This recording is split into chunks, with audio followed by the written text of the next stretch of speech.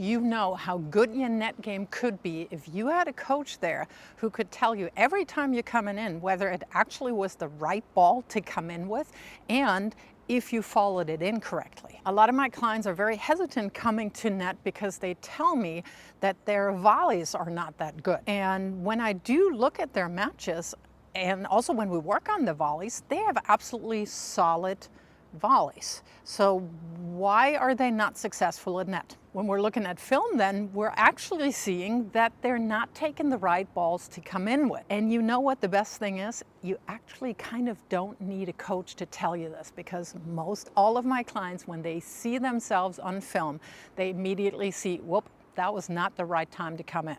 And thanks to the sponsor of this video, SWINGVISION, you don't need to have a coach with you every single time you go on the court. All you do is you film your matches and you can easily analyze your whole entire session.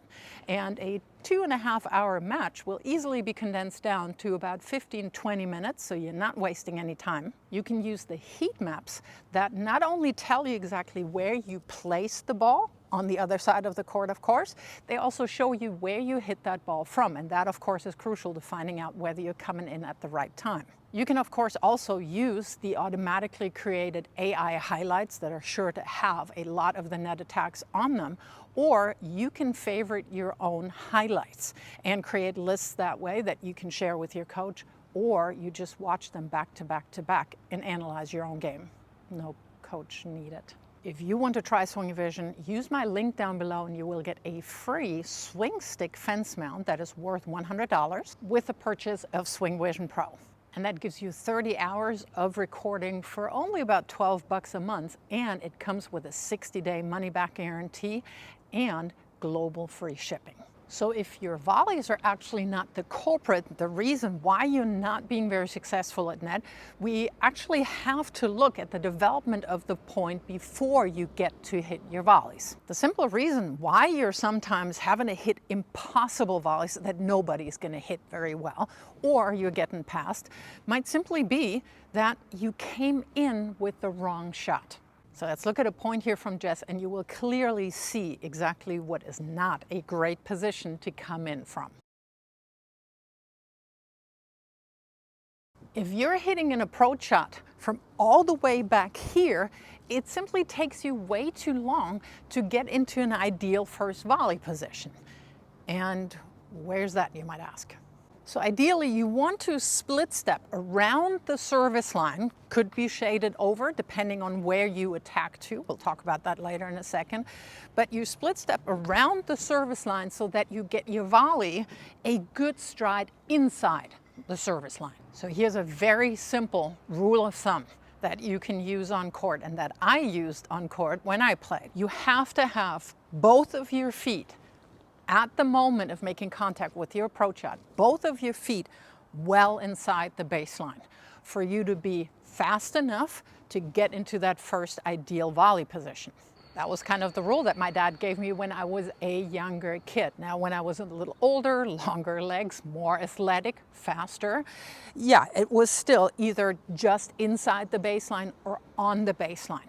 So depending on how fast you are, how athletic you are, if you have any limitations, you have to pick the ball further inside the court to allow you to get into a good volley position, because then even doable volleys will be very successful and enough for you to be successful at net. Now, with that rule of thumb in our toolbox, if you will, we're looking at that same point again, and you will see that Jess's opponent actually is leaving 2 opportunities to come into net on the table. On both of these balls here, she has her feet on the baseline, but chooses to hit a rally ball. Could have moved up on this one again, and basically just extends the point instead of being super aggressive and forcing her opponent to be more precise. At the level of play that we're seeing in this point, can you imagine what a nightmare she would be to play if she followed up all the opportunities that she creates with her incredible ground strokes? You don't have to be a fantastic volleyer, a la Martina Navratilova, for instance, if you take the right balls and you just simply don't allow your opponent to pass you into big spaces, which of course, when you take the ball inside the baseline, with your feet inside the baseline, you are using the time factor more than anything against your opponent. If you're working on not letting the ball drop and then following the ball in as if it were attached to you with the rope, you would be in a great position to really minimize the spaces that your opponent has, because you're immediately getting into your bisector of an angle. You can cut off either most extreme passing shot from them, and you're just putting so much pressure on them that they not consistently will be able to pass you. And if they pass you with a super highlight running passing shot on to a dime, go ahead and clap. And if you now want to learn about two very, very underutilized approach shot tactics, go ahead and check out this video, because that's going to make you even more dangerous with short balls.